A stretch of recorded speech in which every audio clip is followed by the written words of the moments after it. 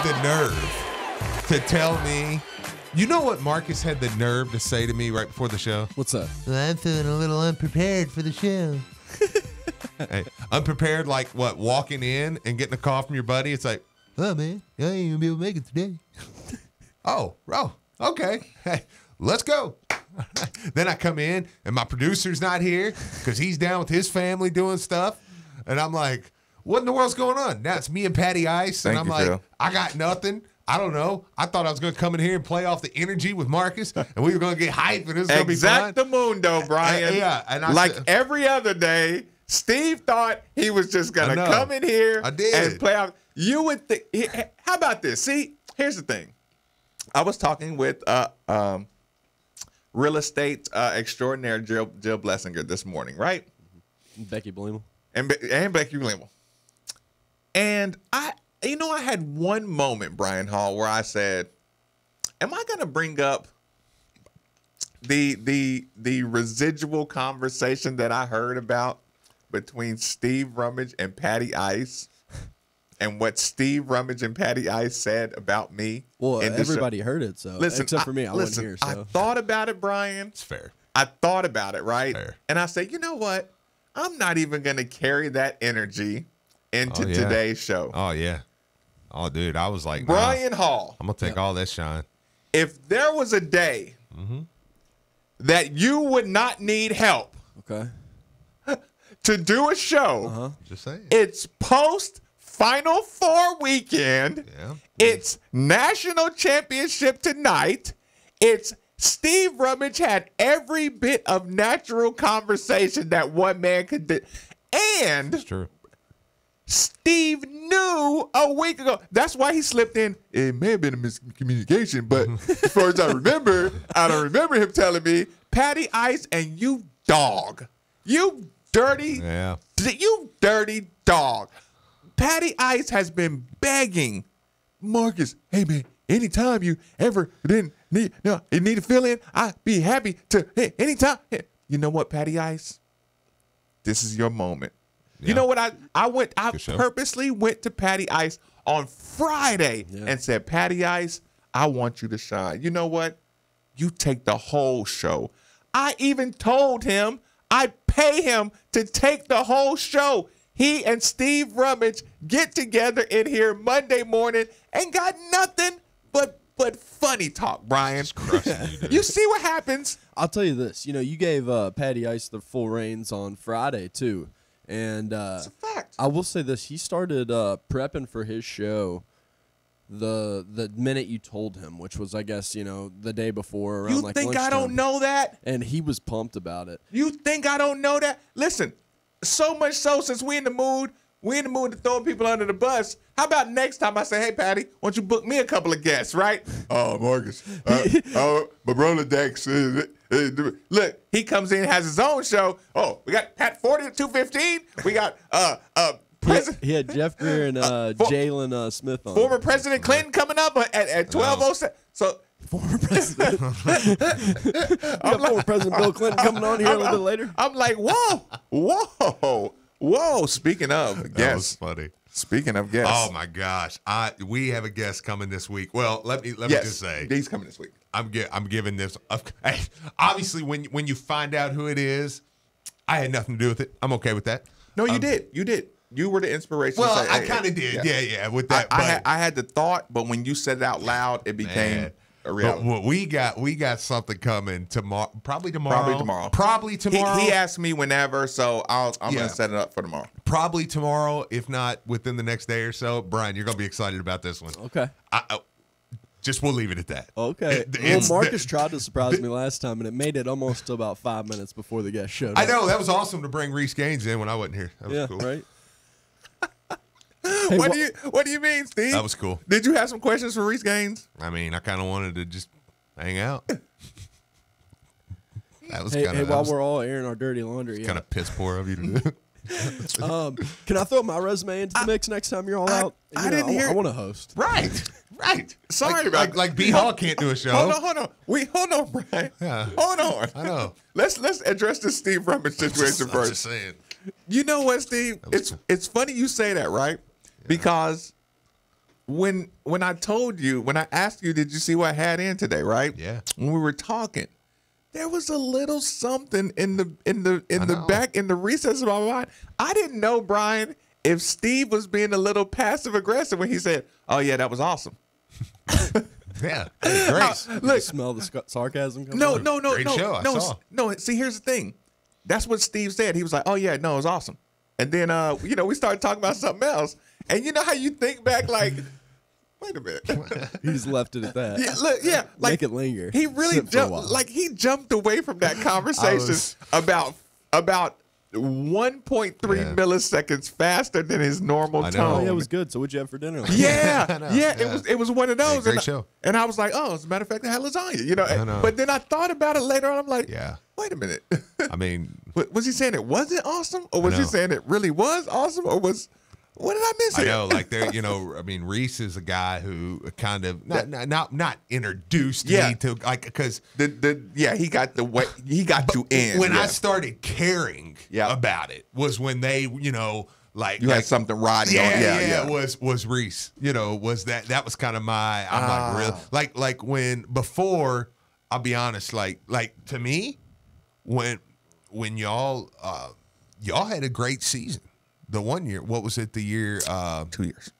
no. I mean, no. This ain't even shade, really. I'm like, they're like, oh man, hey, how's U of L doing this year? I'm like, oh dude, they're awesome, man. Hey, it beat Kentucky and Rupp.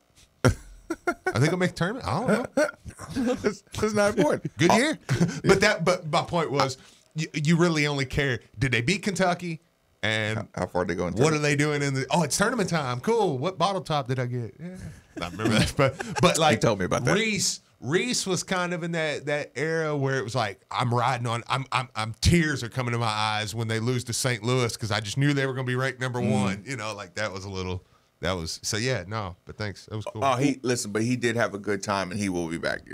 Oh, sure. No. He's Actually, a really good that is person cool. to talk to because he was there through the whole transition Yep. from Denny to Oh, Patino. yeah. And I think, was it 2 years under each coach? Yep. So, Yeah. I mean, I don't know if there's a better person to talk to And about he's that really transition period doing about his both thing. people. He's doing his thing in the coaching ranks. So yeah. No, it was really good. So that was really good. So Brian, are you ready to host the show? Don't Yeah. let him for say. sure. For sure. Actually, we have our show. Let's get this on record. If you don't know, we actually have our show called The Producers every Thursday from 6 to 7 on our sister station, ESPN 680. But we rotate the host chair, and it's usually me and Magic Mike and Nikki V, and Patty Ice sits in sometimes. But I think we put on a pretty good show. It's pretty fun. But yeah, no, I mean, the ultimate goal is to get on that side of the glass eventually and be a host. it. I mean, I like everybody has to work their way up and pay their dues. And don't get me wrong, I love what I do back here, and it's fun, and I get a full-time schedule this way, Right. Because I'm here pretty much all day. But yeah, I mean, And you know all the ins and outs. You well, I've know both always sides. just on any job. I've always thought that working your way up from the bottom is the best. I started basically at the lowest of the totem pole and worked nights and weekends. Well, you're talking to two people who don't Who don't feel that way, Steve. Well, I'm just talking about a regular job. I like to know because, like you said, the ins and outs. Like, Right. I like to know, like when I make it to the top, that I'm like, I know what you're doing. I know what you're going through. I know what I'm asking Right. for and what it takes and all that. No, See, yeah. that's noble. I agree. What? I was like, my wife does that. My wife was like, look, I started in the, I don't know, like collecting piss or whatever. I don't know. You do in the, I don't know. She like, it was in a basement and they, I don't know. They send samples back and forth in the hospital. It was cool. And then she moved up and then she went on Mother Baby and then she went on this and then she went on this and now she's in the ER, she's like, just doing some crazy stuff. And she's like, I'm going to be able to run the hospital one day. And I'm like, yeah, I just kind of went straight for met Marcus and just started hosting. Let's get to the top. Hosting No. on the radio station. Yeah, that's right. Yeah. Boom. Boom. I was like, Next goal. Let's go. Kind of like Chris Mack. Just come in. Top 15 class. No, Let's go. I have to convince myself that Yeah. I've developed other skill sets over the course of my life to prepare me. Because sometimes when I look at somebody who struggles, with situations Sure. that I excel at, I have to well, technically I did do this job, but I just know. not really do this job the same way. But but I'm still prepared. I'm deserving. Sure. Chris Mack jumping straight to the top. I know. Don't be jumping anywhere anymore, Coach Mack. Just Mack. to start the conversation out. Mm-hmm. Sir, what's up with him? Yeah, I don't know. What's up with Coach Mack? I don't know. Surgery? What did he get done? Knee replacement? Yeah, I see. I'm gonna be honest with you. I haven't saw a date for fantasy camp yet. I'm really thinking he's ducking me. Like, oh, I can't play. You come on this show, question if I can hit a layup, and now all of a sudden you got knee replacement surgery. For those who don't know, Coach time. Mack actually just had knee replacement surgery. Of course, get well soon. But like, here's the problem. Okay. I just want to get this, clean this out of my system, clean this out of my garbage bin. Mm-hmm. Between Coach Mack, Christy Mack, his wife, mm-hmm. I don't need recovery videos mm-hmm. of Coach Mack watching basketball in his living room. First of all, sit down somewhere, because I know how you think you're tough. Mm-hmm. You're not supposed to be walking around on that replaced knee. Yes. In my opinion, mm-hmm. which is not medical, but I'm sure it's too early for you to be walking around on that knee. And Miss Mack, take that Twitter from him right now. We got to talk about that. Okay. And why did you cut off that video of Coach Mack walking right before he was getting ready to yell at the refs? Yeah. I would have given anything to know what he was going to. Because I know, like I said, any individual basketball player watching basketball games has a natural propensity to complain about a call. Yeah. Yeah. No, I'm okay with the surgery and stuff. I just need him to know that, like, that's, and I don't think he says this. I just want him to know it's not an excuse. Oh, replace knees is not an excuse. No, you will coach this team and coach them well. Listen, I'm like a warning. Hey, this is the day of the season. Hey, the honeymoon's over, dude. You know what? This is the first day post-honeymoon. It's his program now. I've said this for the last couple of weeks. You know, that's kind of been my quote of the last couple of weeks. You know, last year was his team. Now it feels like his program. I'm looking to him now as my leader. The blame and the whole blame. Yeah, there is no more. This guy is not your guy, and there's no more hands tied in any aspect of the program. No, and I played emotionally, psychologically, physically. This is your hand-picked stuff. Right. And when I played interviews of him yesterday. You may get the youth. I may give you a youthful moment. Not if Stephen Jordan come back. Okay. Not if Stephen Jordan come back. If they don't, then you may get that early. Yeah. But you'll get that early. Yeah, I don't know, Steve. I don't know. Yeah. Even with those guys, I mean, because it's not like they're like crazy natural, rah guys or anything like that. Yeah. And there's gonna be two freshmen that you're depending on. You know what I'm saying? Yeah. And I don't know how much of, even if it's a legitimate excuse next year, like I don't think I'm here for it. Yeah. Or I could have just come off of a national championship game and there are no excuses the day after a national championship game. Like, why are you not in the gym? Who has time for knee recovery? Yeah. Yeah. Where are my guys? I hope like exam time and get them in the gym. I know. Well, and the thing that's not. I'm so angry after national championships. Well, me too. I am too, because I think that, but I'm not. I said this on the show yesterday, and I kind of doubled down on this. Where we're at right now. Well, we just took off, didn't we? Today? Yeah, we're kind of all back together today, and there's a lot to kind of get to. But where we're at today, and where we're at, and I said to do at this, some point we're going to talk about the national championship too, people. Yeah, but they won. It's over. Okay, I'll be honest with you, I was kind of pulling for them. Glad they won. Whatever. Okay, cool. All right, so now, I'm looking, and I'm going to read a few as we get going when it fits in here. But we have multiple top 25s coming out, different things, talking about the team, stuff like that. But you're sitting here today with expectations no different than what we ever had. What do you mean by that? Which is incredible. Elaborate. Comes out last night, like Brian said. I mean, Louisville right now is 6th betting favorite to win the national championship. Wait, next what? year, according to Vegas. What? The 6th. There's 5 teams ahead of them. I think them and Villanova are tied, but 5 teams are ahead of Louisville. Wait a minute. Vegas. I'm not a gambler, so explain to me what you just said. There's 5 teams that Vegas thinks has a better chance to win the national championship next year than Like Louisville. the Vegas people who set the lines, the 2-point spreads and always hit it like every time. Yes. Like So say Louisville is right there in the top 6. So basically, if I went and bet like a crazy bet, like $1,000 on Louisville to win next year, like it wouldn't even be that big of a win. I mean, just if I put $1,000, I almost like they expect Louisville to be in it. Yeah.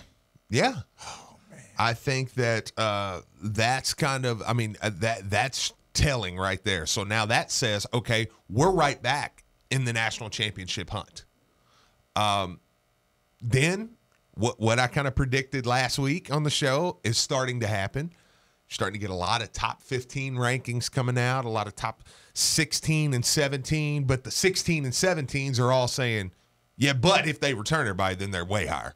And the other ones are saying, 12, 11. You're getting, wait a minute. That's what they like. Yeah. That's the expectations that are now on this program. And I don't even want to say again, I told Patty Ice this yesterday. He's an Indiana fan, and we know that. To listen to him, and I said, Indiana and Louisville comparable all time are pretty close. I think you can, with wins, with different things. And to listen to him just talk like, man, we suck. We're going to suck next year. Oh, we haven't been good in years. This is just Louisville dealt with 1 year. 1 year after everything we've been through. 1 year where you really didn't feel like you really even had a shot. Because you can't count this year. Because you can't tell me there weren't moments during this year where you were like, oh, no, man, this team, they can make a run. Now maybe once the tournament started, and even when the tournament started, you saw the draw and was like, oh, no, man, they can do it. But you had 1 year where and that was a year with the interim coach. You're now setting here the 6th favorite to win the national championship next year. Oh. A top 10 class coming in. Oh.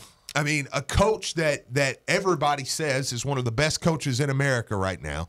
I mean, where are the expectations any different than what we were always used to? I mean, that's what's happening today. Even add the attitude reversal. Oh yeah, of the university that we talked about. If you're top 15 under Rick next year, do you know that half of the Louisville population is saying Rick doesn't have it anymore? Sure. Yeah. You come in at 11, they're like, yeah, he's just going to always get out recruited, and it's trending downwards. Yeah. This class, one McDonald's All-American, a couple of, 3-4s, high 4s or whatever. Yeah, he's not getting horses. I know. But now you have a different face. Yep. On the same type of team. I know. With 10 years easily ahead of you. And you're at the 5th betting favorite. I know.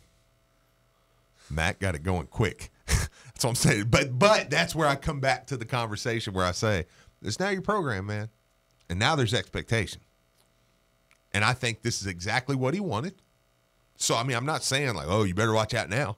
I think this is what he wanted. I think when he took the Louisville job, this is what he envisioned. Like, you want the expectation, and now it's there. Okay, well, let me do this right now. 8150, 93.9 is the number. Again, 8150-939 is the number. 3831-939 is the text line. The reason I reset the show and reloaded is because I kind of wanted to enter today's conversation from a different angle. Now, I mean, we jumped, like I said, we started giving Coach Mack a hard time from the beginning. Yeah. Today, when I came in, I wanted to go national championship. Mm-hmm. I mean, again, I wasn't going to get into the national. Great Right. game. Do you like defense? Do you like offense? I don't really care. Yeah. You know, we can talk about it. It was a good game, though. It was a an good awesome game, Yeah, to yeah, me. Yeah, great Again, game. I have so much respect for the determination that's shown in a championship format. Mm-hmm. It was funny. This is the first time, like, Jalen, college basketball fan, Jalen, Tennessee, welcome to basketball, Jalen. Mm-hmm. Tennessee basketball. I could really debate him as my team versus your team, Mm-hmm. right? Because he's always had to kind of be a little fan because, yeah, Tennessee. So it was great to hear him say things like, damn, I didn't realize you got to win all them games to win the tournament. Yeah. So it, he's basically like, of course he knows this, but he's saying it out loud for Sure. the first time. He's saying, so if we win both games in Louisville, you got to win 2 more? 2 more, I know. I'm like, yeah. Yeah, He's like, man. I know. It's like, yes.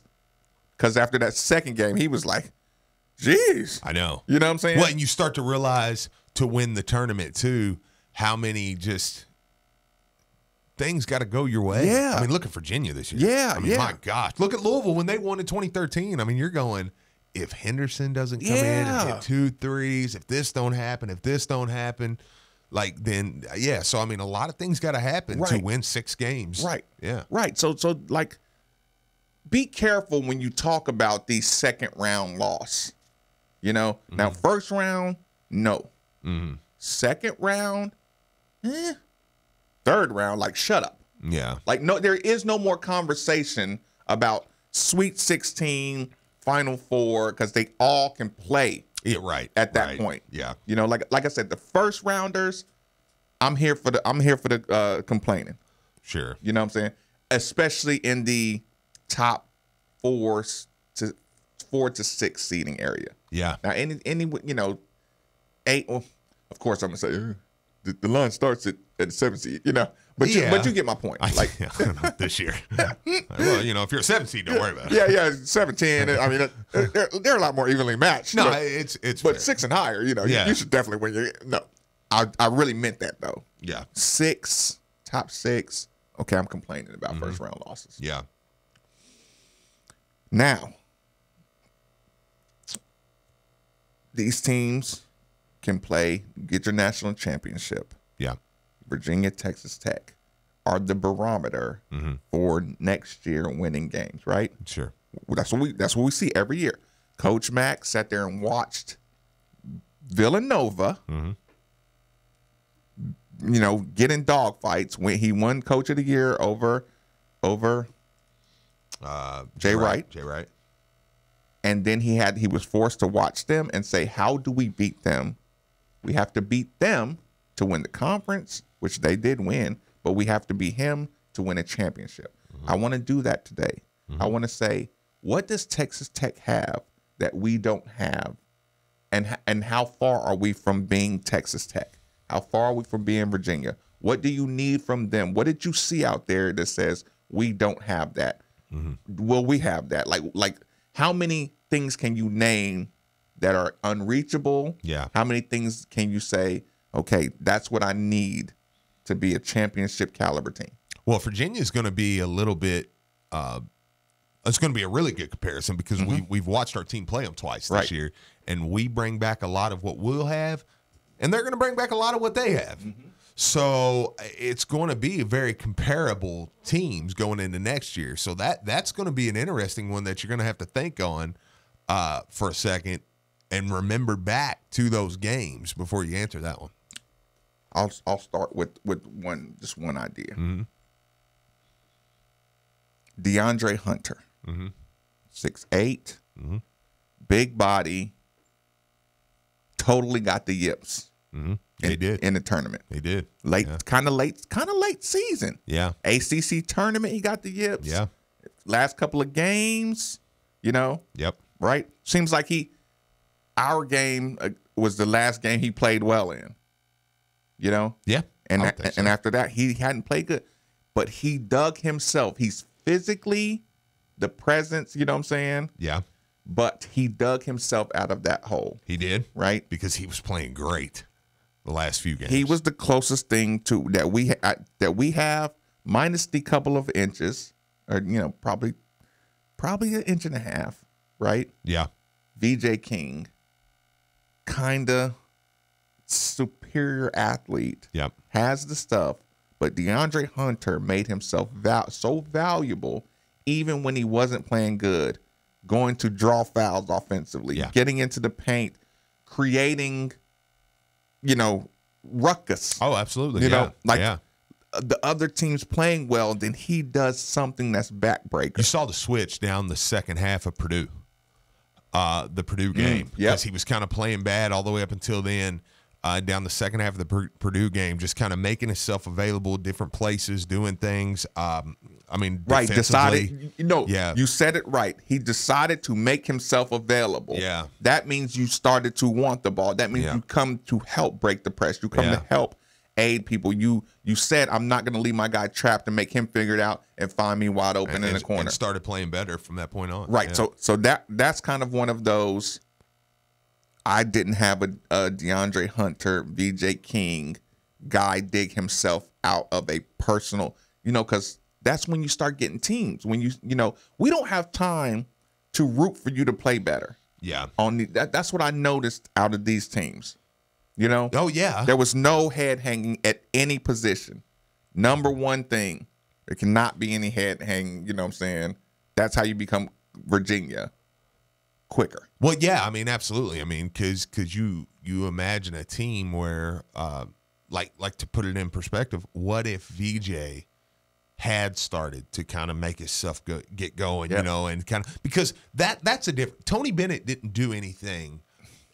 I'm sure he encouraged, but Tony Bennett didn't do anything more for DeAndre Hunter than Chris Mack did for VJ That's King. a fact. As a matter of fact, you might be able to argue Chris Mack did too much.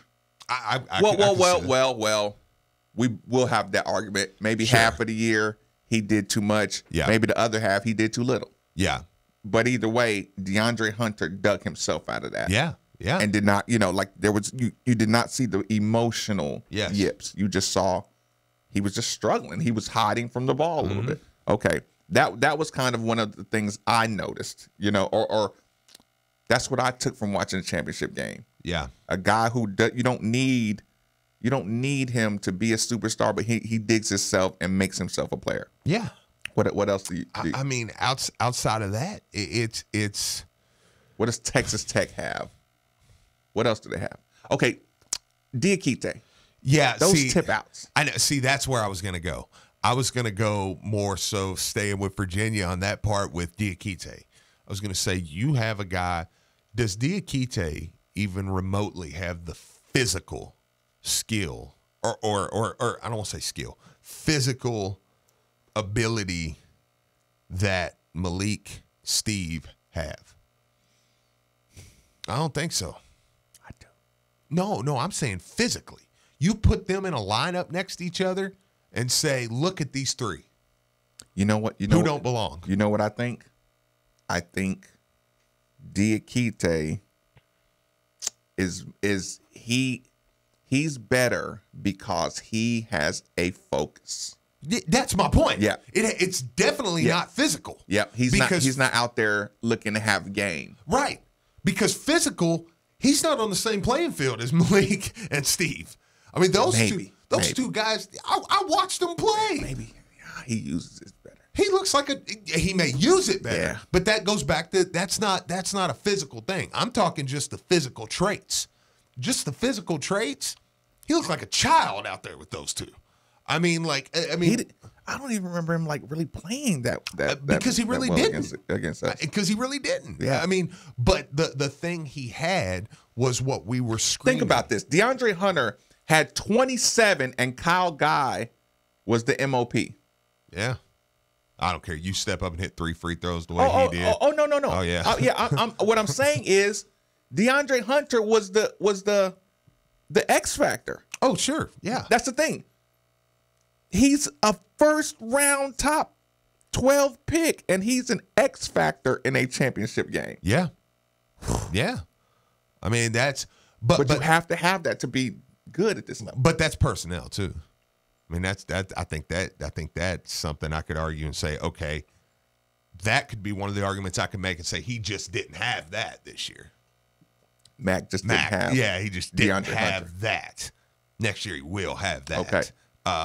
So wait, you think next year that you'll have DeAndre Hunter? Well, he'll have a lot of options. Is what I'm saying. He'll have a lot of skilled options. I mean, think about this. Tony Bennett was able down the stretch to set Huff and Salt, move Clark and Diakite into the starting lineup, and changed everything. And to that's the exact point we're making. Yeah, I think that's the exact point we're making. DeAndre Hunter and VJ isn't even comparable. They only compare in size, not mentality. That's the exact point. Yes. I agree. Yes. But we're saying you have a physical DeAndre Hunter on the team. You know? Right. And But you know what that reminds me of? That text right there. And this is not directed towards you, texter. Mm-hmm. You remember? I know you remember. You've heard me say this before. Listeners, I've received flack about a comparison that I made, a definitive statement that was probably. Mm-hmm. I've been. I know exactly where you're going with this because I almost called you the other day when I saw the stat line. Oh, so you know exactly where I'm going. Because I was like, where they at now? I was accused. I was laughed out of the stadium. I was laughed out of the station. I've been laughed out of respectability. Yep. And lack of being able to have perspective. And I'm like, no, I'm just ahead of you on this one. Mm-hmm. About 3 years ago, people, when I was making my early debuts in the radio game, mm-hmm. I looked at this Duke basketball player. Yep. And I looked at this Louisville basketball player.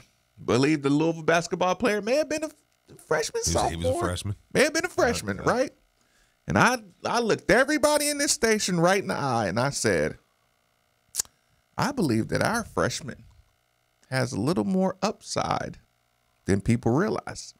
I believe that our freshman who didn't get all the hype, and didn't get all the attention and didn't play for the team that has the AAU team, didn't play against the same level of competition, did not play on a team where he got to handle the ball and do all these other things, but his raw stuff is better. Yeah. On one end, Mr. Super 5-star, do everything, get all his props, go wherever he wants, do whatever he wants, shoot everything he wants. Brandon Ingram. Mm-hmm. On the other side, my baby Ray. Yeah. Ray Spalding. I said, Ray Spalding has more long-term potential than Brandon Ingram. Oh, my God, are you absolutely, like that might have been the worst statement you've ever had. What was that stat line, Steve? On Ray Spalding's first start, 3 years later. Yeah. Think about it. Your boy Ingram shot those balls, went 5 in the draft, went 3 in the draft, whatever he went in the draft, right to the Lakers, sat right on the bench or wherever. Yeah. Ray Spalding's first start in the NBA, he had 21 points, 13 rebounds, 3 blocks, and 3 steals. Excuse me? One more time, please. 21 points, 13 rebounds, 3 blocks, and 3 steals. On his first start, people, that wasn't a lucky guess. That wasn't a lucky prediction. That wasn't a homer take. That was, do you see how fast this dude moves from point A to point B? He's not a cruiser, right? He's not a cruiser. He jumps quicker than most people I've ever seen. I told you before, Sean Marion is the only guy I've seen jump as quick or quicker than Ray Spalding. Yeah. 1 jump, 2 jump. I said as soon as Ray Spalding starts getting more height on his quick jumps, which he can, there's a plyometric movement that you can say that's elite. Yeah. The speed of his second jump is elite. Nobody can teach that. And he gets it on the glass quick in his second shot, his timing. All he has to do, how many times did Ray Spalding get in a high-low position, jump up, pass it quick to Honest Mahmoud? Oh, yeah. And you know what we said? Damn, Ray. So, no, shoot the ball. I said, no, that was the right pass. Ray Spalding saw it. He saw it right. It was a quick pass. Ray Spalding's going to get around good players that can catch that ball, see that ball coming, and it's going to look good. Right. I agree. But it's going to take some time to catch up for him to realize he was doing the right thing, for him to realize that's not a turnover on you. Can't help it. Honest has bad hands. I can't help it. And listen, you had the pulled, I don't know if it's groin he had a groin. Yeah, yep, for a whole year. Yeah, like that. You got to catch back up to your body on that. But anyway, now I know. See, that's what I was going to say. Let's start looking 3 years removed. Yeah. Let's start looking at Brandon Ingram. Because listen, he's cold though. Oh yeah, yeah. He can play. I wanted people to know, like, I'm not saying he ain't cold. I'm just saying Brandon Ingram is the same Brandon Ingram, other than, playing time, like I said. Yeah. But Ray Spalding makes his debut. If Brandon Ingram had 21 and 13 for the Lakers, we were like, oh, Brandon Ingram, oh my God, right? Yeah. First start 21 and 13, 10 for 13 from the floor. Yeah. That's a monster. I know. Yeah, no, it's a big time game. And I mean, even in that game, man, I mean, they were in a pick and roll one time, man. He comes off, catches one hand. Yeah. Just one hand. Left hand, it. right hand. Yep, Like I'm telling you, he moves at a speed, but I just wanted people to acknowledge that right now, you got Ray Spalding for the cheap. You got Brandon Ingram as a lottery.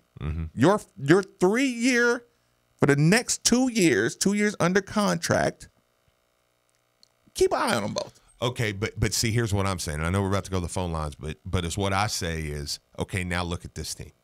Now, when I make a comment like, oh no, I mean, physically, Diakite is not close to Steve and Malik.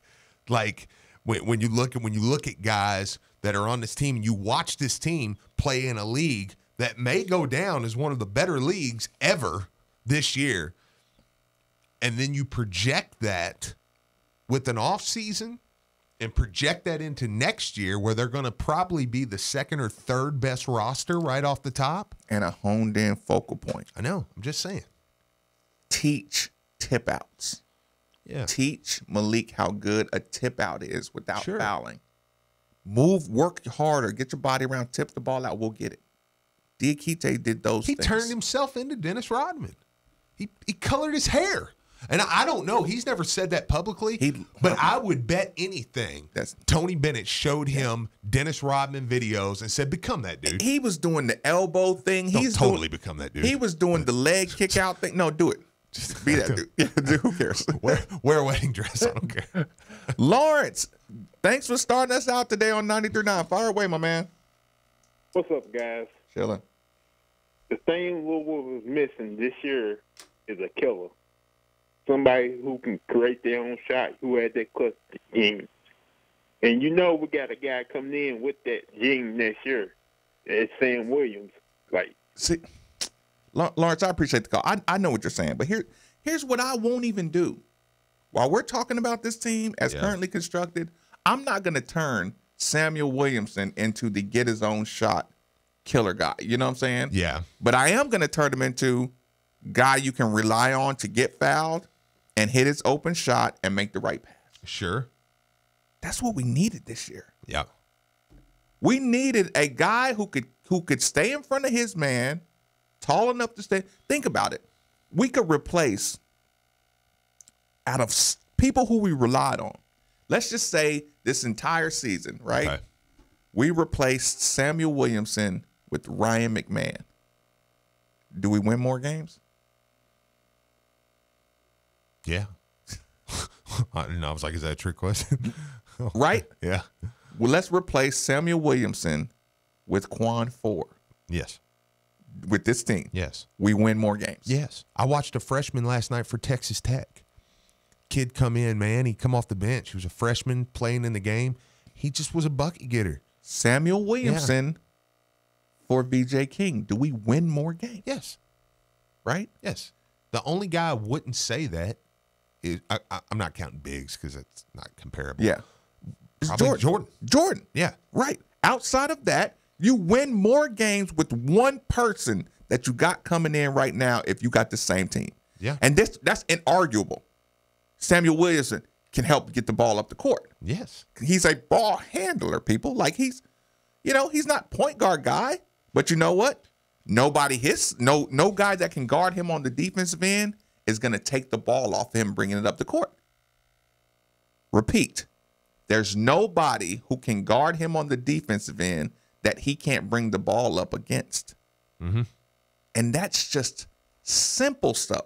So what I'm doing, Lawrence, is not purposely bringing down expectations, but I'm telling you an average, fundamentally sound shooting two guard, ball handling two guards, 2-3, shooting guard / small forward is coming in that can do the simple things. Yeah. Right now. And that will make a world of difference. That's a 4-game difference. Right now. Yes. You beat Marquette, he's on your team. Yeah. You beat, you know what I'm saying? You beat some of these teams right now. You beat Duke. No, I don't. I'm not just throwing that out there. You got a guy down the stretch. If he's on your other bench. than Jordan, because Jordan against Duke. The one thing I will say, people act like, oh, down the stretch, Jordan didn't do anything. Well, no, Jordan hit a 3 that should have ended that game. That sealed the game. That should have ended that game, and then we went down the other end. We had the fall, we had the easy bucket, the stuff happened. Yep. But if you had one more dude that could have did nothing, just went to the bucket, fouled. Okay, all right, I'm gonna knock a couple down here, just to push it out a little bit. Yep. Even if you're collapsing, you win the game. Like that's what I'm saying with that, man. Just it's a huge difference. Again, I'm just talking a simple freshman. Yeah. I'm not talking about McDonald's guy. You don't got to come in here and be a McDonald's guy. If you are a McDonald's guy, Jesus, look out. Yeah. If you're not McDonald's guy, you're going to muscle your way to a top 3 ACC finish. What if Aiden comes in and can give me 7 extra possessions off rebounds? Just tipping out of energy. Just tipping out. Sure. Aiden, I'll play that. If Aiden is Diakite Yeah. and has a brain, Yeah. Yeah. you're getting possessions. Yeah. You're getting fouls Yep. on the team as currently constructed. That's what I'm saying. Don't call these freshmen like world beaters. Don't waste your time. Mm-hmm. Don't get your hopes up like that. We dug straight into this, didn't we? I know. Carlos, thanks for joining us. It's Midday with Marcus Baby. Okay. You got to turn that down, my man. Hey, what's going on, Marcus? How are you? I'm good. Hey, check this out, dude. You were talking a little while ago in regards to what Coach Mack has to do as far as his observation. I was looking at ESPN yesterday, and they actually have University of Louisville odds like 15-1 to win it all next year, which is pretty good considering where Coach Mack has taken the team. However, to me, there are some things that he needs to address, and I'm hoping that he does during the off season, either through transfers or recruiting.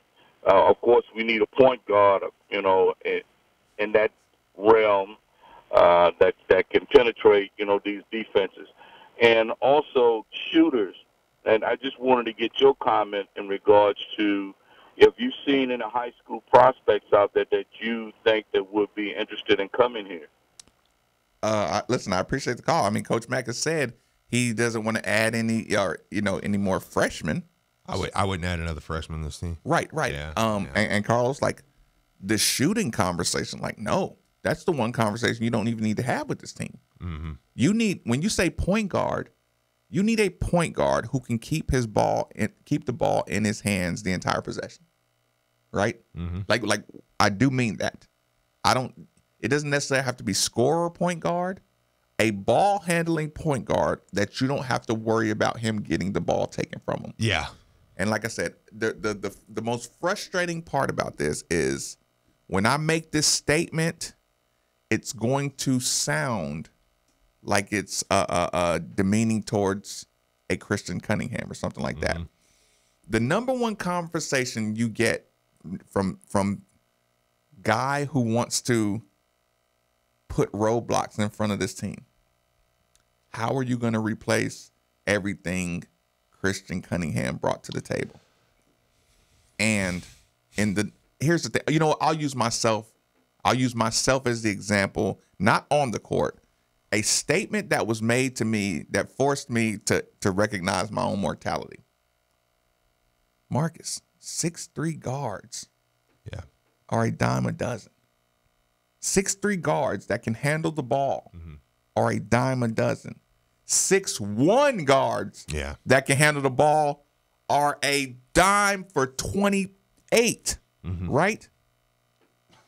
And if not, I can combine two that can give me what you gave me. Right. Yeah, you know what I'm saying? Right. If that makes sense. Yeah, no. So what you're going to have to acknowledge is that Kristen Cunningham was in the best position to succeed because of what was around him. Yeah.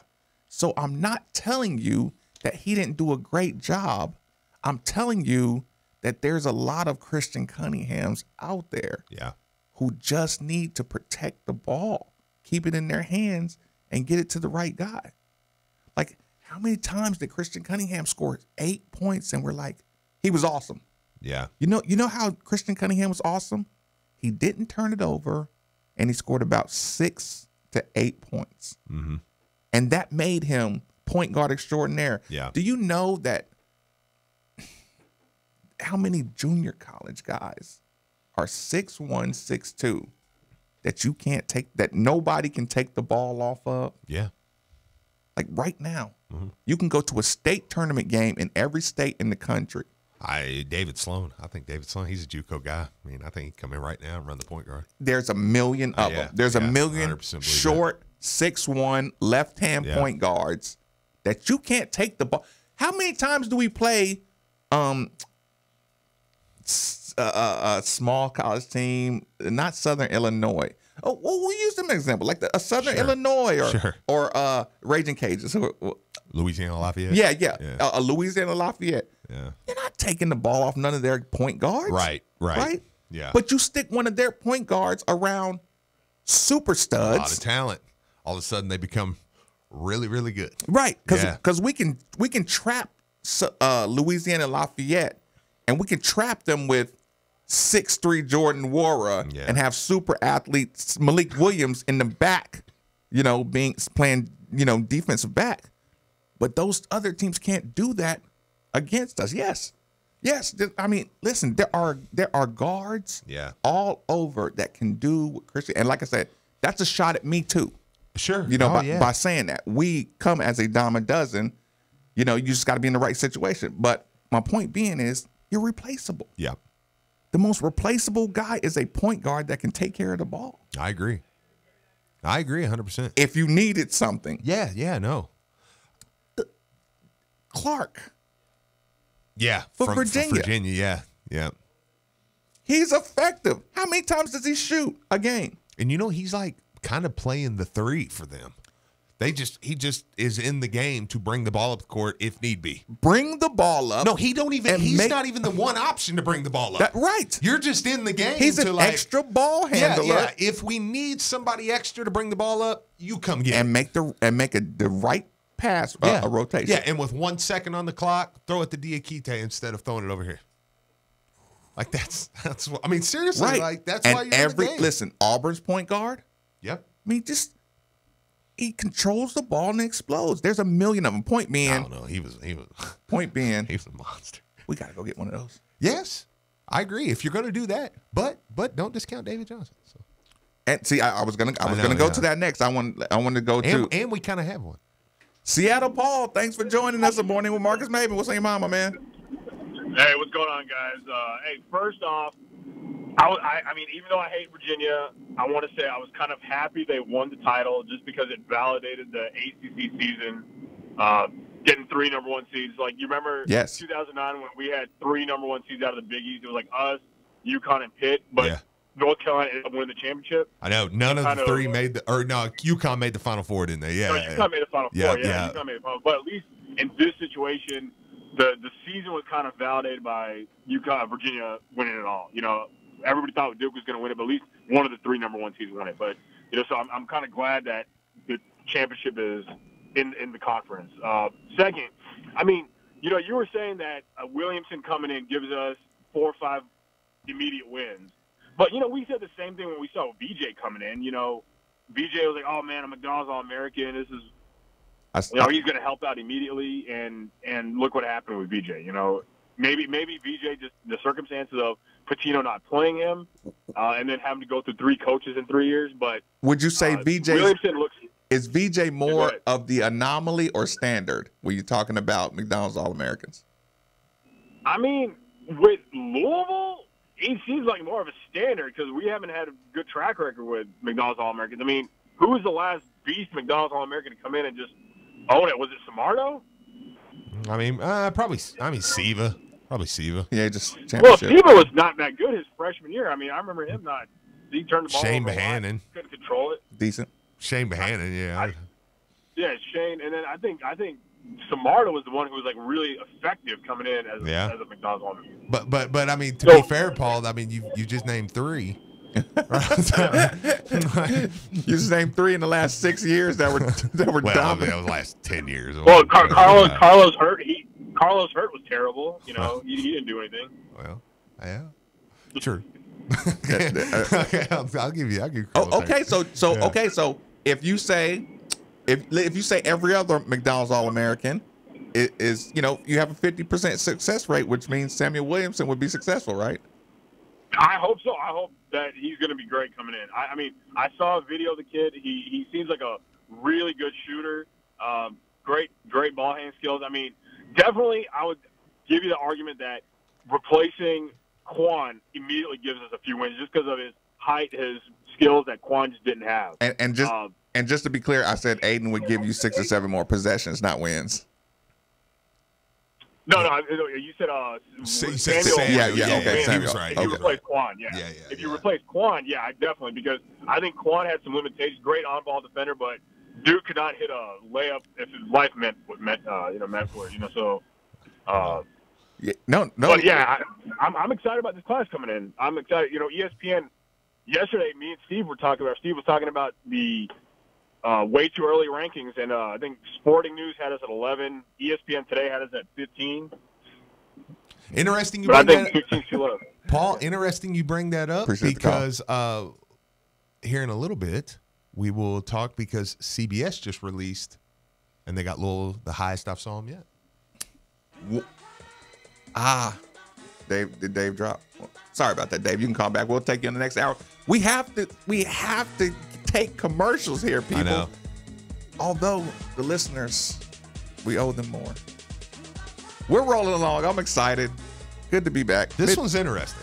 Middays with Marcus Maven. I got to talk about this. Very, very interesting. Yeah. Oh, Steve got that look, people. I like this one. Steve has that look on his face, and we're rolling along. Middays with Marcus Maven, 8150.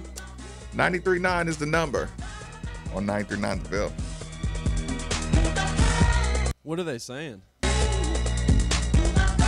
What does it say? Yeah. 7.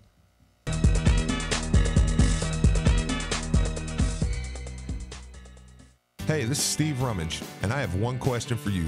What good is having that beautiful home with that beautiful view if you can't see through the grit and grime of your windows? Or every time you try to open them, it feels like an extensive workout. Let's face it, you and your home deserve better. That's why I'm here to tell you about Windows Plus. They have the best free lifetime transferable warranty, best installation in town, quality products, doors, windows, siding, and gutters. They've also been voted most efficient in 2019 and have an A+ Better Business Bureau rating, including all 5-star reviews, which means they're exactly what you've been looking for.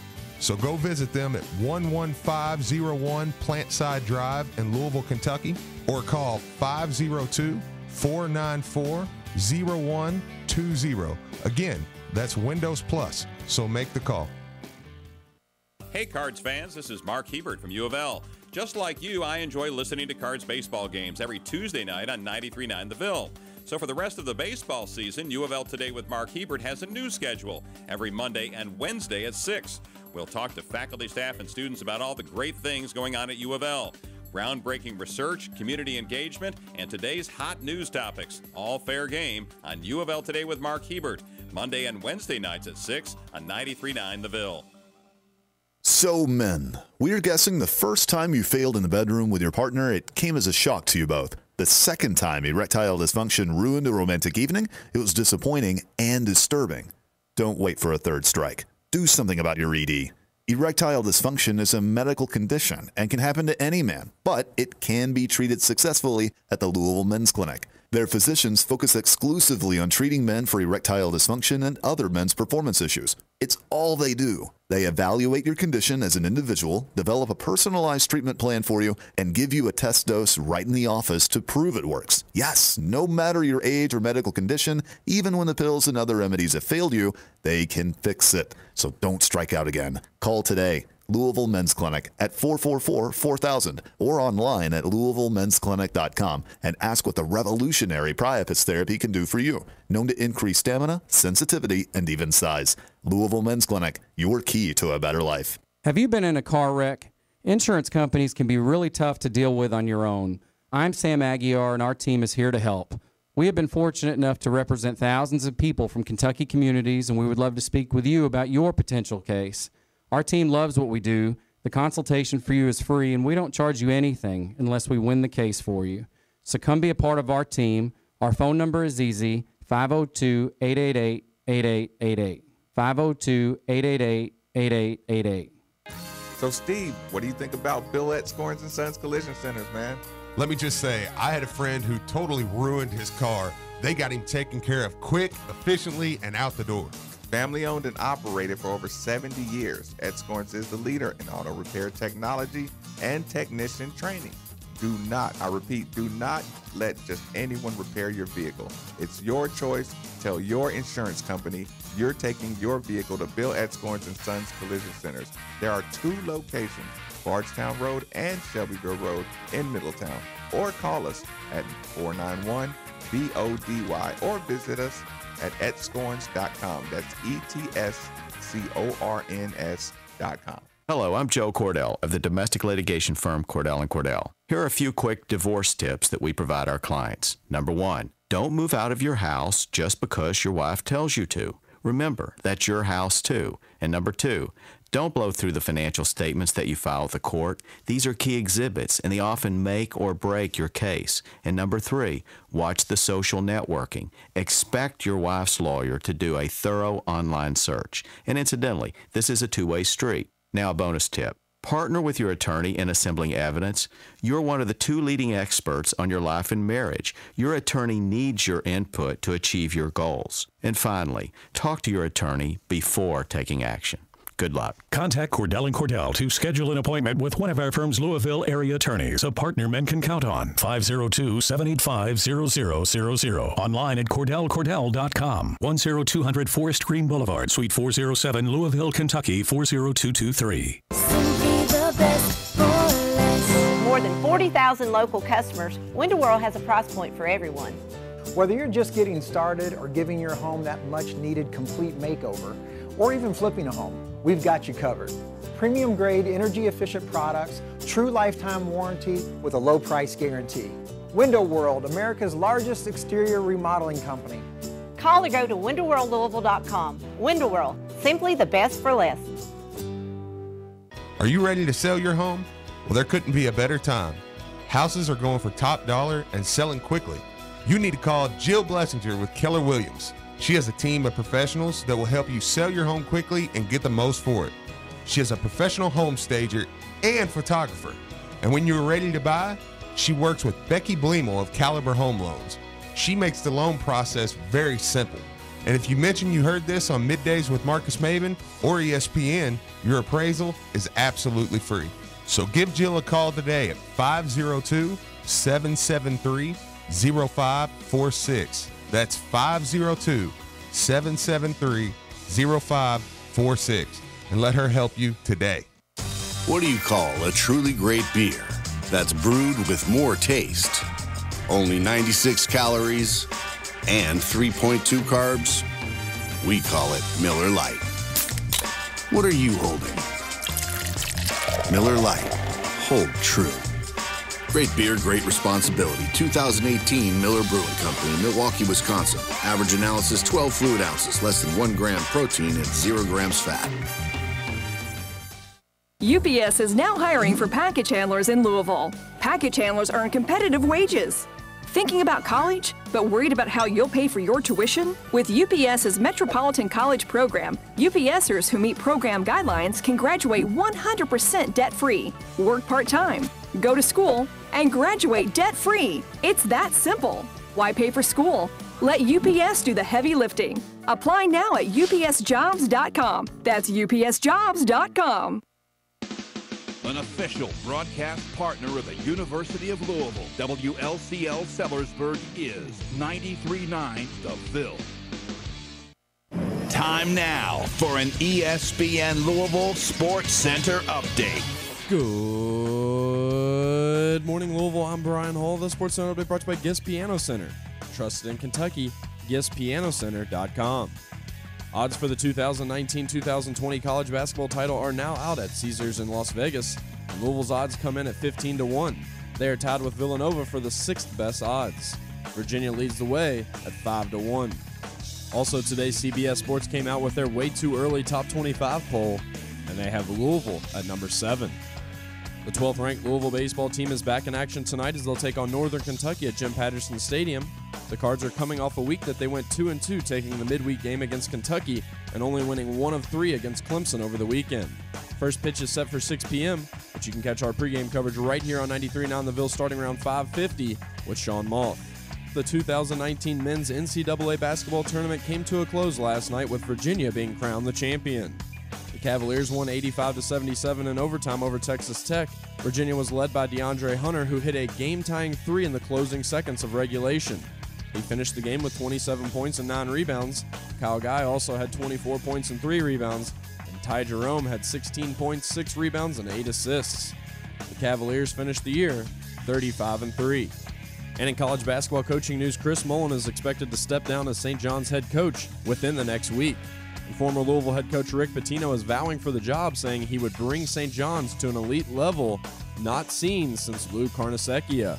News broke last night that Tennessee head coach Rick Barnes has decided to remain at Tennessee after UCLA made a lucrative offer that would have paid him $5 million a year. The Vols countered, and they finalized a new deal to keep him in Tennessee yesterday.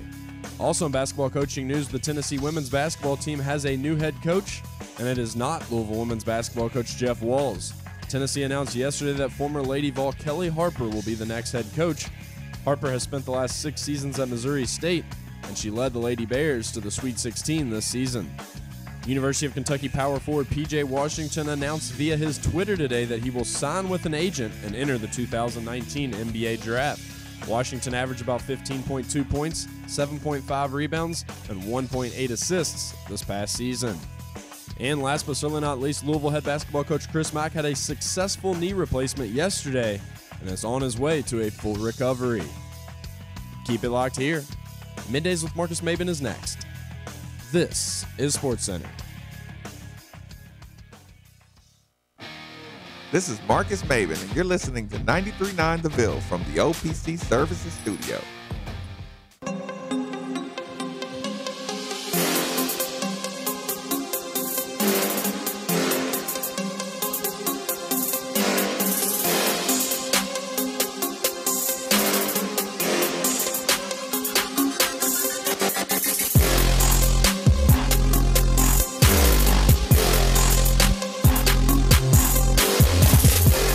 Listening to Middays with Marcus Maben. Broadcasting live from the OPC Pest Services studio on 93.9 The Ville. Now, here's Marcus Maben and Steve Rummage.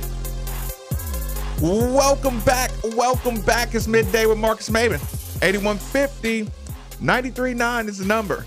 93.9 is the station. I expect the wet blanketers to start popping up out of nowhere. Because Lord knows, Steve, yes, you cannot have expectations that match other professionals outside. And when I say professionals, I mean all sports journalists. Yeah. I mean national sports publications. Yes. I mean Vegas odds makers who base their entire careers off of making these lines. Yes. Who say top 6, top 10, or so low as top 15. This is but Marcus, this is typical April. Let the entire nation tell us how good Louisville can be, and then listen to everybody in Louisville tell us how they can't be good. Is that how it works? Yeah, it's how it works. Wait a minute.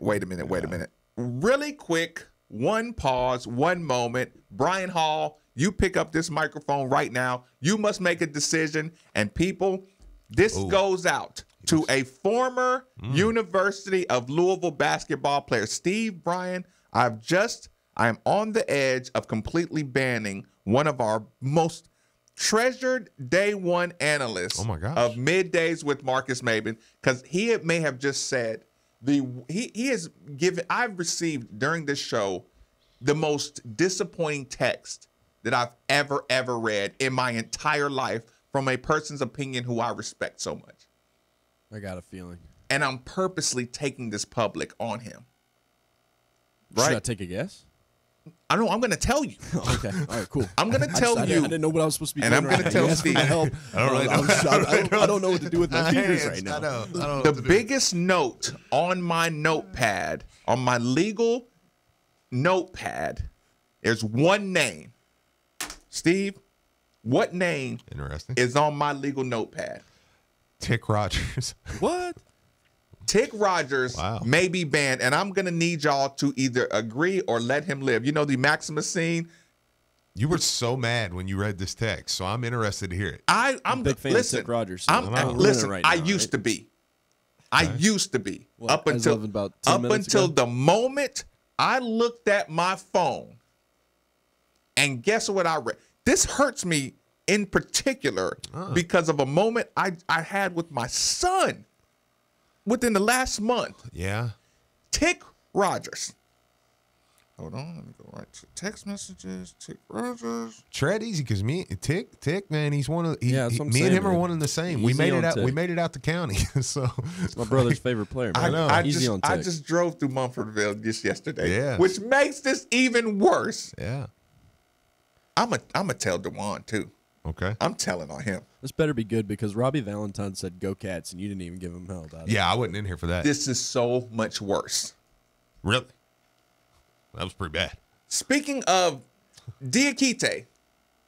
Yes.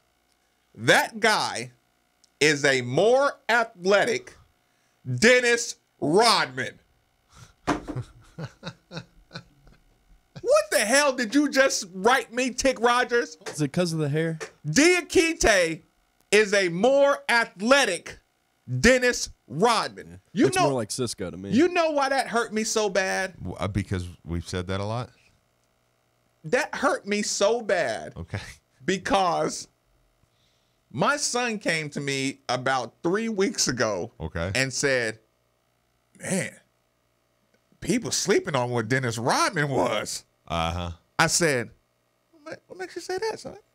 Yeah. He goes back and he says, man, coming out of like that small school, and I watched it when he was like a rookie with the Detroit. You know, he was dunking on everybody. Was he really getting like 32 boards in a game? And, you know, and he had all these stats. And I'm like, well, yes, son. Dennis Rodman was an absolute animal. Yeah, he was awesome. He's the best rebounder I've ever He's the best rebounder in history. He was dunking on people. He was the most athletic 6'9" human being for probably like 6 years in the league straight. Right. Diakite is no Dennis Rodman. Tick. I'm gonna kill you when I see you. You just made the OGs look so bad. Rob Valentine says, "Go Cats." You made our whole generation. Rodman, it's over. You just made our whole generation look so bad. Okay. You sold our generation out. You know what you just did? Yeah. You just told me mumble rap was better than Big. Yeah. Because they sold more records. Right. I mean, I dare you to side with Tick. I'm just. This thing will shut down right now. No, not on that. Not on the Rodman thing. This show shuts down right now if you side with Tick. No, not on the Rodman thing. I'm not. No, I don't agree with that. You're just saying I got worked up a little heavy on an opinion. The mumble rap thing. I don't know. The hair kind of, I see Dennis. I don't care about the hair. Yeah. If he patterns his entire game after Dennis Rodman, well, he should though. Yes, but he's a definite cheap man's Dennis Rodman. He ain't no Dennis Rodman. Tick, if you don't go back and look at early years Dennis Rodman and send me an apology, we got some trouble. Yeah, we're gonna have some trouble. No, that's okay. I'm okay with that. Now that I got that off my chest, yeah, Steve, what did you just read that had you smiling before we hit the commercial break? That's like, how about this one? That's like I always tell people, I'm like, Kenyon Martin was a more athletic Marcus Maven. What? Kenyon Martin was a beast. No truer words have ever been spoken. What? Oh, I love it. Oh, man. I was hoping I wanted to suck you in that one. That's an insider between us. But I wanted to suck you in that one. I'm not chasing. Oh, man. I'm not chasing that stick. That was a setup, and you did well. Good job. Y'all know why, but that was a setup, and you did well. All right. Anyways, so, before the break, of course, we got a couple more polls coming out. Wait, more polls? More national? So let's score keep right now. Okay. Marcus and Steve, Mr. Super Uber Positive guys that don't want to face reality that we can't survive without Christian Cunningham. Uh-huh. Hey, you gonna replace that? Darius Perry, it's the only point guard you got. Right. Okay. Okay. Now we've covered Vegas betting odds. Yes. Which is one style of I don't want to say statistic. One measure is what Vegas has you. Yeah. Sports in 2019 is about 70% measured on the betting lines. Yes. ESPN is going to the betting formats. I'll take that bet. Money lines, they're giving it on ESPN. The way of the world, of the sports world, is going analytics and gambling. Yes. Gamblers who are the best say there's 6 teams that have equal or better shot. Yeah. The way too early polls. Yes. 15 was the lowest. 17, but 17 had them. 17 said if Jordan comes back, they are way higher. Right. So 17 said, hey, if Jordan comes back, we're going to throw him up, around 10. Right. So okay. CBS just dropped theirs. Way too early. Today's the day of the way too earlys, huh? CBS drops theirs. CBS sees Louisville as the 7th best team in the country next year. I see. Here's the problem. Louisville can't handle an entire season of being ranked in the top 10. Because you know why? You know why? Because there's so much survivor's guilt. I know. Like really, Brian Hall, look up the definition of survivor's guilt and tell me that Louisville fans don't suffer from this illness, Steve. Well, let me add to it while he's looking it up. Okay. NCAA, Andy Katz puts out his poll. Andy Katz. Louisville at 9th. Louisville at number 9. I'm listening, Brian. A condition of persistent mental and emotional stress experienced by someone who has survived an incident in which others died. Yeah. That's pretty good. Actually, others didn't die, though. I don't know. Indiana hadn't recovered. No, but anybody else would have. I think that's fair. A condition or situation that would normally result in that. Yeah. Steve and I were talking this morning, people, and I think Steve and I are responsible for at least 10,000 fans. Like this is a statistical number that we came up with over the course of 2 years under the most embarrassing college, perfect storm, right? Mm-hmm. Of Rick Pitino and the conversation of sex and young athletes. The perfect storm that would turn away an entire fan base from a university. Yes. We personally stopped the mass exodus. No, I agree. Let's play a quick game real quick. Time out in the middle of the show. Okay. What wife text am I responding to right now? Glad you asked. I'll answer it. Hey, Kevin Hart has a new comedy thing on Netflix. Let's watch it later. Sorry, I know you're on air.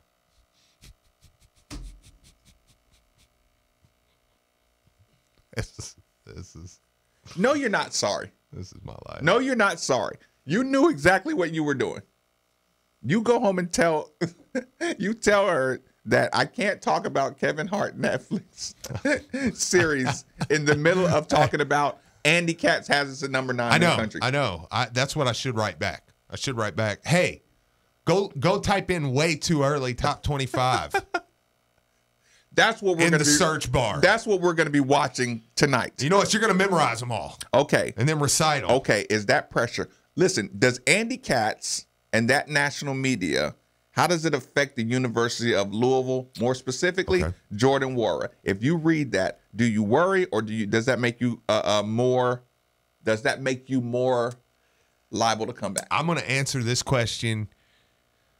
Don't go fan, Steve. I know. That's what I'm going to answer this question, and I'm going to try to. I don't want it to sound like I'm fan here. I want to be legitimate. Okay. If somebody in the first round tells Jordan when he goes and works out, they say, "Dude, we love you.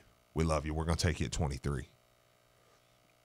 I don't know that I would risk coming back if somebody loved me in the first round, but if somebody says, we may, we like you, we'd like to see some more. I mean, nobody says we're going to take you at 23. Sure, you get promises. They say we love you. Yeah, but you can get a promise. You can get a promise from a team that says, no, we will, But here's what I'm saying.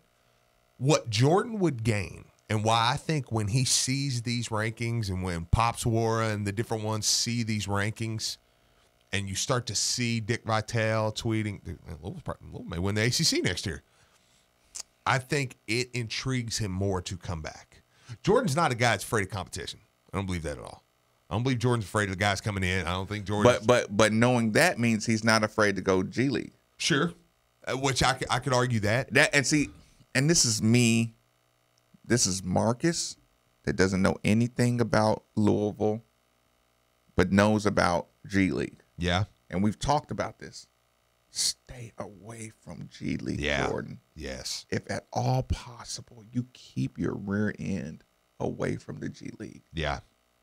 Because they are monsters. Yeah. And they are starving. I know. G Leaguers turn down $150,000 to go overseas. Oh, yeah. Yeah. Tax-free. Everybody in the G League could play overseas. Well, almost everybody. Yeah. To make more money. To make 32 and have a regular off-season job. Sure. For feeling like you got a better shot at getting into the league. Absolutely. And by the way, I want to make sure I clear this up. That wasn't a shot at overseas basketball, because I think there's a lot of guys overseas that could turn money down and actually be on NBA rosters, but they make more money over there. So I don't want to sound like I'm putting down overseas basketball. Right. But here's the thing with Jordan. I see these rankings, I say, and I see who's leaving, who's coming back. We kind of had this conversation. The season just ended. Now you're going to really get the wave of who's declaring. Do you see, Jordan Nwora, hypothetically, Jordan Nwora just announced he's coming back to Louisville. All right, yeah, we're all like, yeah. Do you see, you name 5 people that are on that first team that's not Jordan. Is there any scenario Jordan's not a preseason first team all ACC player? He's on the wooden watch list. He's on he's on every list possible. There's no scenario he's not a preseason first team ACC National Player of the Year. There's no way he's probably not a second or third team All-American preseason. Okay? He comes back. Yeah, he's going to be on every list possible. Him, Kyle Guy, Ty Jerome, and Trey Jones are a lock for first teamers next year. Well, and that's your 4 ACC Player of the Year candidates preseason. Book it. Yeah, you say, okay, that's the 4. Coach Mack is preseason coach of the year. Sure. Guaranteed. Mm-hmm. Like this, that doesn't even need hoopla conversation. No. So now Jordan Wara's name is out there. Now it's as an ACC top league front runner. Narrative wise, I'm not saying I believe this, but narrative wise, he's not. Well, yeah, Jordan's the best player left on, what Louisville had left. Oh no. Now it's, and I'm not saying that was the case, but nationally, we had this conversation early in the season. Nationally, I think a lot of people thought Louisville just had a bunch of walk-ons. Early on. Yeah, he's like, well, that Warwick kid, yeah, I mean, he's best player on Louisville's team. Mm-hmm. I mean, they really ain't got nobody, but, hey, he's a pretty good player. This year, now, all of a sudden, it's Louisville's in the top 10, and Jordan Wara, it's Jordan's team. Now you're the guy. You're the NBA guy. When people are coming in, they're looking at you. Yeah, right. They're not there for Zion, and you go, oh, well, that Wara kid's pretty good. They're coming in watching Jordan Wara, and they're like, oh, man, that kid from Miami's pretty good too. That's what you're going to get next year. So, no, I think when Jordan sees these rankings and sees this stuff, I think Jordan's probably turning a little bit into, let me go see what I can improve on. And I think that's enticing to come back. Would you agree that if he goes now, it's more of a sneaking into the league? Yeah. If he goes now, but see, I don't mean it that way. Because listen, if I was listening to Marcus say that, I'd cuss Marcus out just now. I know, because there is no sneaking into the league, right? But I don't know, man. I just think, and I'm going to say, I'm correct me if I say this wrong, but if he goes now, he's going to have to work his tail off to get in the league. He goes next year, he's going to get a fat contract that's going to guarantee him a lot. And now when he goes to the D or the G League for a couple games and stuff, now you're the guy. It's like, dude, hey, they're carrying my bags in. Yeah. You know what I'm saying? Like, I'm not here for long. I'm not G League guy. Y'all are sitting on the end of the bench going to be pissed off at me because, hey, I'm down here to hone up my craft a little bit, and I'm heading back up. You know what else I was thinking about when you talk about the Jordan situation? This is something that gets heaped on a lot of players, and people throw this around way too easy. And I'll set it up. I'm not setting this up to be melodramatic or anything. Yeah. I am not kid from the projects just looking to get out. Yeah. The most beautiful part about having the radio job on Diener's show is to be able to match wits with smart people on a daily basis and hear former basketball player, Louisville basketball player who's, with cornrows and dyed hair and crazy looks and, what I'm saying? Yeah. Do-rags and stuff, actually come in here and say, no, I'm not get out the hood guy. You know what I'm saying? In the nicest way possible, don't put finances on Jordan Wara. Right. His dad is not we need the finances kind of guy, right? Yeah. I promise you, people, you know what I'm saying? His father is not, let's get the money. Yeah. His father's not Richard Williams. Yeah. His father's not LeVar Ball. I like those. I like their ambition, but this dad is not that guy. So every time you have the conversation about Jordan, make it about his basketball skill set and whether or not it would benefit him most to start his NBA career versus improving it at the University of Louisville. Yeah. It's going to come down to trust of Coach Mack and confidence in himself. Jordan Nwora is not going to come down to, I'm just ready to start making money. Yeah. So don't say that. Or if you say that, just admit you're saying that to be entertaining, you know, or to be argumentative. Because like we have a guy in-house, I won't even call him out by name. It said Jordan Nwora sucks from day one. Yes. He says Jordan Nwora sucks. He spends every day talking about how Jordan can't do this and how he's overrated and how he does this. Steve and I come into this studio every day for the last year saying, are you ready to change your stance on Jordan Nwora? I mean, he did all right, but that's 3 games. Yeah. I mean, listen, anybody can do that for half a year. Yeah.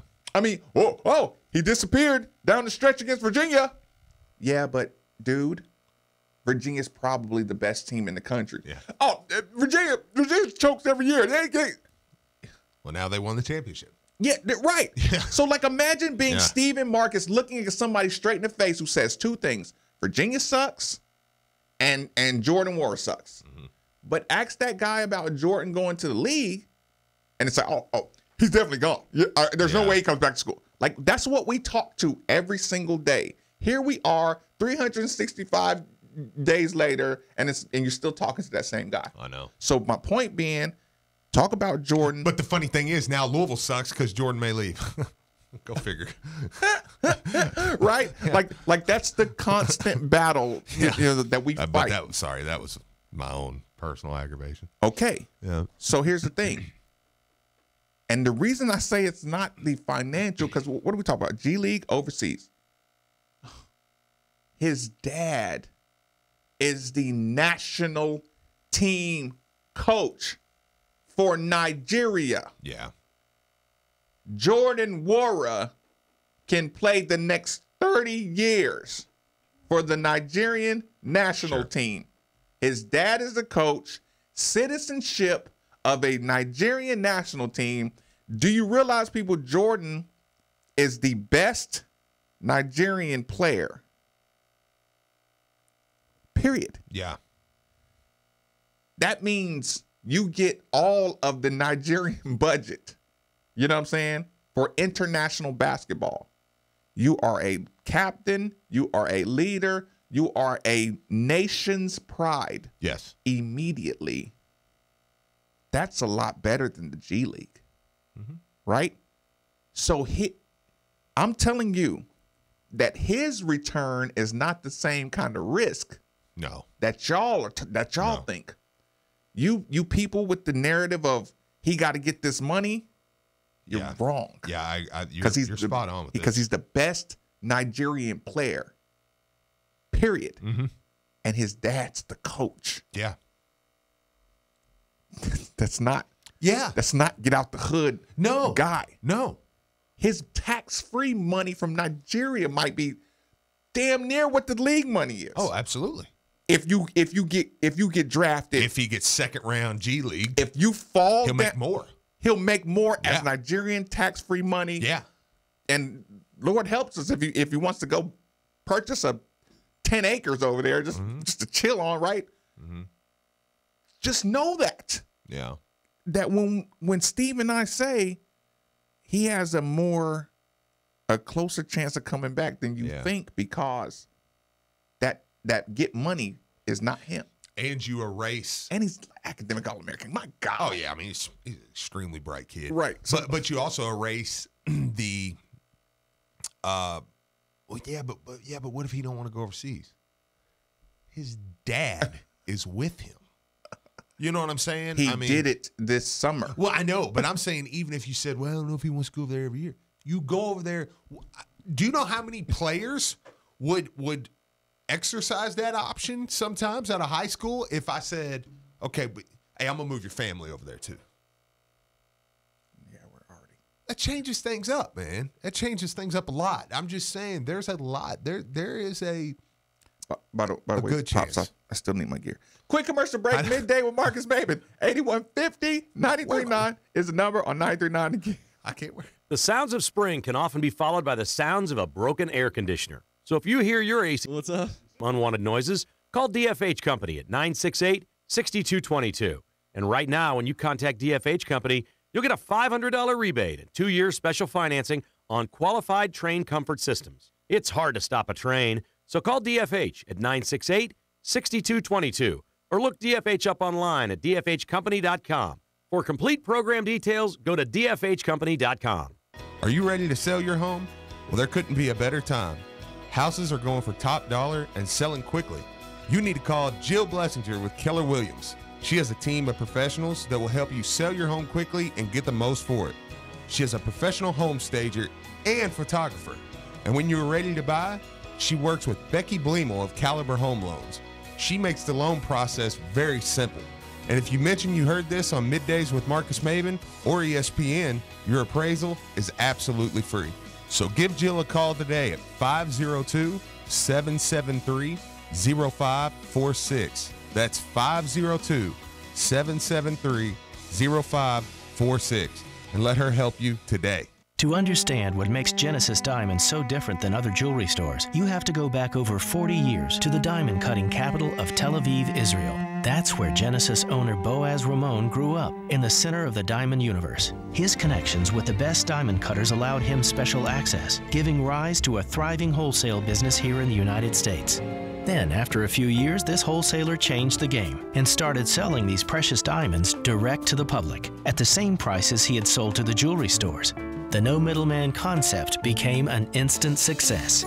Today, Genesis Diamonds provides that extraordinary value to people right here in Kentucky, leading the industry with the highest quality diamonds that still come straight from the best cutters, offered at the guaranteed best price of any jewelry store in America. Genesis Diamonds, a truly revolutionary concept with a unique history rooted in quality, committed to excellence, and always focused on value. Genesis Diamonds, where Louisville gets engaged. Shelbyville Road Plaza. So, Steve, what do you think about Bill at Scorns & Sons Collision Centers, man? Let me just say, I had a friend who totally ruined his car. They got him taken care of quick, efficiently, and out the door. Family owned and operated for over 70 years, Ed Scorns is the leader in auto repair technology and technician training. Do not, I repeat, do not let just anyone repair your vehicle. It's your choice. Tell your insurance company you're taking your vehicle to Bill at Scorns & Sons Collision Centers. There are 2 locations, Bardstown Road and Shelbyville Road in Middletown. Or call us at 491-BODY or visit us at etscorns.com. That's ETSCORNS.com. This is U of L Today with Mark Hebert. A U of L scientist is trying to take what we've learned about treating lazy eye in children to help slow or stop dementia in older adults. An explanation after this. It's time to stop putting off your dreams and make them a reality. With loans from Commonwealth Credit Union, someday is today. To learn more about all our amazing loan programs, visit ccuky.org/loans. Commonwealth Credit Union, federally insured by NCUA, Equal Housing Lender. Aaron McGee studies the brain. He's a neuroscientist at the University of Louisville. And our principal goal is to understand what controls the flexibility of brain circuitry and how that flexibility declines as the brain matures. McGee is looking at kids with amblyopia, lazy eye, and how the brain is being taught to overcome the dominance of one eye over the other in those children. A child's brain has great plasticity or flexibility to correct a problem. And so this is believed what's happening in kids is that eye dominance is exaggerated, and because of that exaggerated eye dominance, the communication between the affected eye and the brain has been diminished, and we can't yet figure out ways of restoring that to normal properties. But McGee and others are working on it, with the goal of reigniting plasticity in older brains being attacked by Alzheimer's, Parkinson's, or other neurological disorders. We're using this as a foundation to understand how experience guides flexibility in brain circuitry, and then use that as a platform for exploring are there ways to increase that plasticity. Doing research to improve our lives. We are U of L.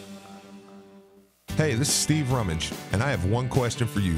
What good is having that beautiful home with that beautiful view if you can't see through the grit and grime of your windows? Or every time you try to open them, it feels like an extensive workout. Let's face it, you and your home deserve better. That's why I'm here to tell you about Windows Plus. They have the best free lifetime transferable warranty, best installation in town, quality products, doors, windows, siding, and gutters. They've also been voted most efficient in 2019 and have an A+ Better Business Bureau rating, including all 5-star reviews, which means they're exactly what you've been looking for. So go visit them at 11501 Plantside Drive in Louisville, Kentucky, or call 502-494-0120. Again, that's Windows Plus, so make the call. Great job, Steve. Thank you. Thank you. Thank you. Thank you. This is an advertisement. In a matter of seconds, a car accident can turn your world upside down. You've been seriously hurt. You can't work, and medical bills are pouring in. Call Aguiar Injury Lawyers right now. You can talk to a lawyer for free. Find out if you're good? Money for your injuries. Call Aguiar Injury Lawyers, 888-8888. This message has been an advertisement. Office located in Louisville, Kentucky. Services may be performed by others. This is Drew Diener, and you're listening to 93.9 The Ville, live from the OPC Services Studio.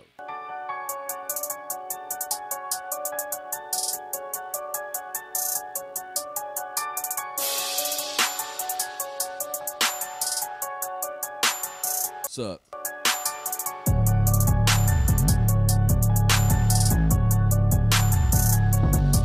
I still haven't got it. Send it to me and it'll be ready as soon as you send it. With Marcus Maben on 93.9 The Ville is broadcasting live from the OPC Pest Services Studio.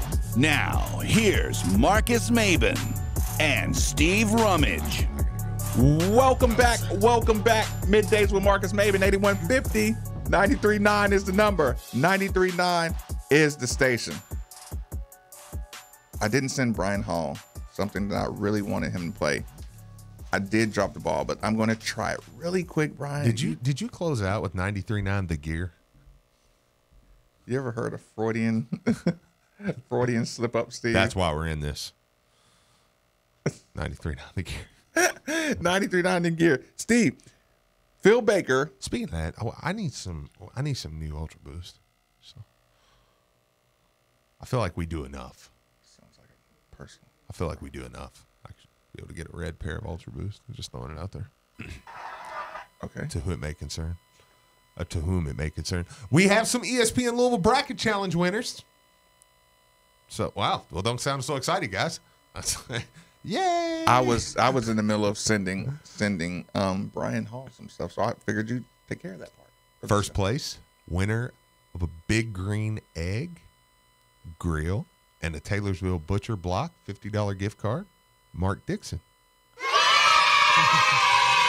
Congratulations, Mark Dixon. I want to know, you cheated. No, he predicted the national championship game. Nobody predicted Texas Tech and Virginia. I mean, I had Texas Tech in the Final Four. It's not like that's crazy. Like saying I got one of the 5 lottery numbers right. Like I got the Powerball number. Dude, that doesn't matter. Signed Donovan Mitchell basketball from Body Armor Sports Drink. Second place, Jenny O'Brien.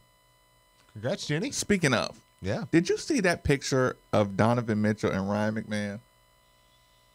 Yes, I did. How little did Ryan McMahon look beside Donovan Mitchell? Well, he looked like Ryan McMahon. How little does he look on the court? I mean, what is that surprising? Yes, it was. Okay. It was just 2 winners? Well, I mean, I don't know. 5 here. I didn't know we had 5 winners. Oh, well, just give out the names. I mean, they listened to our show. They went to the Bracket Challenge because of us. The least you can do is read out the 5 winning names. Okay, we got a VIP room for 10 from Dave and Buster's. 3rd place winner, Andy Morose.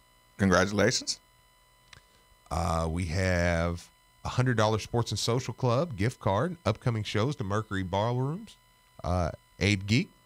We got some good gift cards. Like, y'all should pay attention to that part. And this is your personal favorite, a $50 Papa John's gift card Brian Severance. It's for everybody. I know. For everyone. For everyone. It's beautiful. Okay. I just unbanned Tick Rogers. Okay. He was just kind of making the comparison for Virginia, like what Dennis brings to the table. I got you. Woo! I got you. Woo! I was worried, boy. That's fair. I thought I lost Tick right there. I know. That's good. Okay. Now I got to ask this question, Steve. This wasn't really an important part of the show, but we have to divulge some of our guilty pleasures sometimes. Yes. I need you to listen to a sound, Steve, and tell me at any point over your last, 48 to 72 hours, did you make this noise? Did you make this sound? Or even if in your head. 3831-939 is the number. You could just text in or you can call. Is this a fair chant or a fair sound to make if you're Steve Rummage, Marcus Maven, Brian Hall, or listeners of 93.9?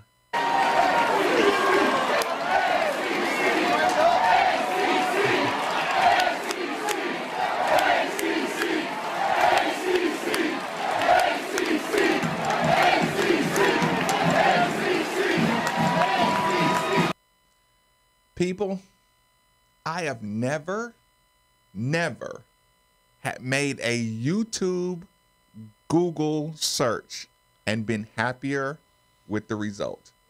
Steve, to get that sound that I was going to open the show with, right? Right. I typed in 2 words. Okay. Or one phrase, however you want to put it. Google and YouTube ACC chant. When I type that into YouTube, of course, it gives you a list of things that use ACC and chant. The very first video that pops up in YouTube verse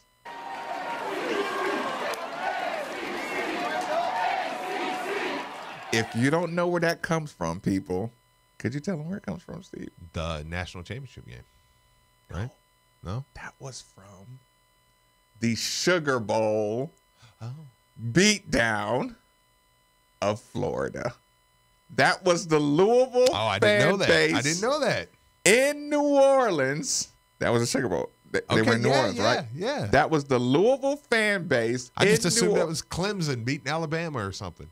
Oh, that's horrible. I know. The top search that came in was ACC chant Louisville versus the University of Florida. How awesome was that? It was a background shot from a camera phone of Louisville fans who refused to leave the stadium. Oh, I know. Because there was nothing sweeter. No, yeah, that was that. Man, I remember hanging around for a long time. That was awesome. Oh, you were there? Oh, yeah. Oh, yeah. Come on. No, yeah, that's perfect. Okay, yeah. I see it. That's beautiful. Here's the only thing. Look at that. Look at Louisville. Oh, they showed up. Oh, it was incredible. They showed up. Crazy for that game. Look at that stadium. I know. And they're all in their I know. And think about it. That was pretty much a blowout. So it's like, hey, we ain't going nowhere. Right. No, I know. It was here's the thing about it. I think that I don't know about this on the show yesterday. Do you feel guilty about ACC chants? No. Because you talk so much crap about them. Well, I don't in football. Okay. Because I said that on the show yesterday. I said I think football, when they chant SEC, it's like, dude, they're okay. That's awesome. Yeah, we weren't in ACC yet, but they were moving to the ACC the next year, and that's why they were, or the year after that actually. But they had just gotten in. We had just gotten into the ACC. We had just found out the news we were getting into the ACC when that happened. Yeah, but here's the thing. I mean, I give them flack in basketball because it's like, shut up. Like, now you're chanting. But it's probably now you just irritate me. It's probably how ACC fans are in football a little bit. When you beat a Bama or a Florida or something, you're like, yeah, hey, we showed you. I think that's kind of how SEC is in basketball. You chant ACC when you're beating North Carolina, like Kentucky and Auburn did. because the ACC is the pinnacle in college basketball. It's the best conference every year. Your best players are going to be there. I'm going to make these statements, and the same are true for SEC football and ACC basketball. The players are just better. The arenas are just better. The atmospheres are just better. You know what I'm saying? Coaching. Like the coaches are just better. Everything. Storylines. Yeah. It's better. And both those are comparable. I'll even take it a step further when you make that comparison. The Big East is like the Big East when it was at its best was like the Big Ten in football. Yeah. Like, yes, you didn't have the best quote unquote players, but you were the toughest. But we were tougher. Yeah. See, that's that you always said. What did we always say? Big East basketball. Yeah. But it wasn't the beautiful game. No, it was, and it wasn't the Hall of Fame coach, Hall of Fame coach, Hall of Fame coach, Hall of Fame coach. You know what I'm saying? Like, or even if it was like they were more respected for their toughness and the way they got their teams to be tough rather than the players. Like ACC, you just had the sweetest games. Yeah, it's the best basketball in the country. Just like I still think I think the SEC is the best football in the country when you get down to it. You know what I'm saying? I mean, your best games are going to be down there. Your best players are going to be down there. PJ Washington just declared. Yeah. I mean, yeah. And one more before we get out of here. This is an important conversation. Well, it's not really a conversation, but people can jump in, on the back stretch of the show. Okay. I look over your shoulder and I see the I'm paraphrasing of what I read on the bottom line. Restitution. Listen closely, people, because I want to know how this makes you feel. Restitution is owed by James Gatto to the amount of $342,000 to Kansas and North Carolina State. Now, I'll be honest.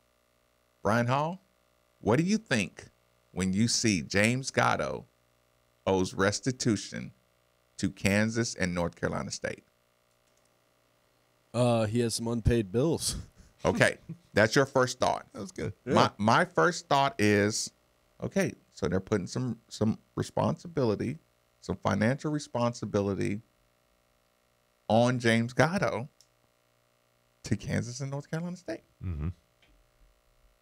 You were the wet blanket. I was on that one, yeah. And you were right, and I was wrong, and Brian's wrong. Describe to people your first thought, Steve, when you read that. I just was like, well, what's he owe Louisville?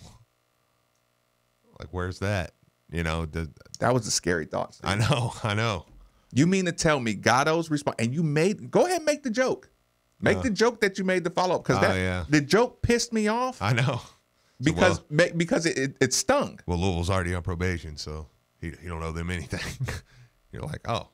So that's the joke Steve made. Is that how we're going to play? Right. Gonna play the game? Okay, so now you're back to Patino saying the Southern District of New York owes me an apology. Yeah. They used me as the front man for all this. When you said, so Gatto owes Kansas and North Carolina State, keep in mind, there's phone-tapped conversations from Kansas and North Carolina State that have been brought in, like direct tie-ins between Adidas, player representative, and player family. Yeah. Just direct ties. Yeah. You're hanging nose on Gatto, but you're not including Louisville as like Gatto doing anything. So what I'm smelling and fearing is that you're gonna try to say, because of Louisville's history, they knew what was going on. Yeah. Or Rick Pitino's, and I'm saying quote history, where you're just where you're doing that thing where you're lumping in the word scandal. That means you're guilty of everything. It's like watching Avenatti. And I'm not foolish enough to think that a lot of opinions don't come from his political tie-ins. But the quickness to bring in his he's had a look of sleazy, but he hasn't had a look of being a liar. Mm-hmm. He's had a look of being a manipulator, but he has the look of having the goods. Yeah. Why the comfort level in ignoring his reports? I know. Why the comfort level in Gatto not having to own any of his Louisville behavior? Yeah. But owing Kansas and North Carolina State? Well, that could be a separate thing, too. I mean, I don't know, I don't know if Louisville's filed or what. Or they're saying we don't have transfers between Gatto and which could be the other case, which isn't a bad thing. Right. Yeah, well, yeah. Hey, their the alleged Brian Bowen transfers, we don't even have them going from Dawkins to Bowen. Yeah. Or that was a Bowen thing. Right. A Bowen Dawkins deal Gatto wasn't a part of. Yeah, so that could not be as bad of a thing too. So I mean, it's a fluid thing, man. I mean, just you notice it, and I didn't want it to go by, not even mentioned, while we're getting misdirection to death by Nike. Right. Or getting overly desensitized. There was a caller on Drew's show this morning who just went total. When did that become a crime? Because the family got some money. And I'm like, there you are. Yeah. There you are. It's not a crime. Yeah. It's Nike. $1 billion company who wants to help a kid out. I know. You always see that when LSU coach gets caught, or Ole Miss coach gets caught paying the light bill. Yeah. We got desensitized. I know. What's wrong with the coach helping out? Bruce Pearl. You brought kids to your house and they came and just went into your refrigerator. And do you know what I would have done to be able to just go to Coach Crumb's house and just crash the house and, what you got in here to eat, Coach? Hungry? Yeah. Brother hungry. Mm-hmm. Right? Like, that's unheard of. I know. You get the literal NCAA chair thrown at you. Bruce Pearl's, come on. I had the kids out every day and I call them all the time. And, no, you cheating. Yeah. If I'm cheating, then you cheating. Yeah. It's man, now I will say it becomes, that's the kind of the elephant in the room. It does kind of become a conversation again because you do got a couple trials coming up that it's going to kind of say, okay, we should at least by the end of the summer. Now, you're not going to have any clarity on it as far as clarity and I don't think it's going to affect next season at all or anything like that. But I think you're going to have a little more by the end of the summer you're going to have more information that may give you a little more indication of what's going on. So. You put so much stuff out that we can stand up right in front of that, in front of Emmert and say, boy, I dare you. Yeah. Mark, I double dog dare you. Yeah, absolutely. I triple dog dare you to say anything I don't want to hear other than Mulligan. I love it. Mulligan. We're gonna go work on some things, y'all. We're gonna work on this marriage what do you call it, registry thing. Yeah. For Kyle Guy. We're gonna coming on back to school. We're gonna clear it up. That's fun. Well, he attacked that, didn't he? Yeah. Yeah. It's fun. People, as always, the YouTube channel keeps us rolling. Jill Blessinger, Becky Bleemel, Keller Williams Caliber Home Loans. Keep us rolling. Windows Plus right now. 25 additional % off Windows. Make it a part of your routine. Come on, spring is here. Bill at Scorns & Sons Collision Center. Get your car fixed, polished, shined up. Knock those dents out. And don't do the home body tricks where you try to pull out the dents yourself. It's not going to work. Your car's going to look like trash. Go to Bill at Scorns & Sons. The fairest people you'll meet. As always, middays with Marcus Maber, 10 to 12. Hey, we got a great guest coming up tomorrow. You're going to love it. Thank me tomorrow. As always, 8150-939 is the number. 3831-939 is the text line. We are Made for the Ville, the YouTube channel on 93.9.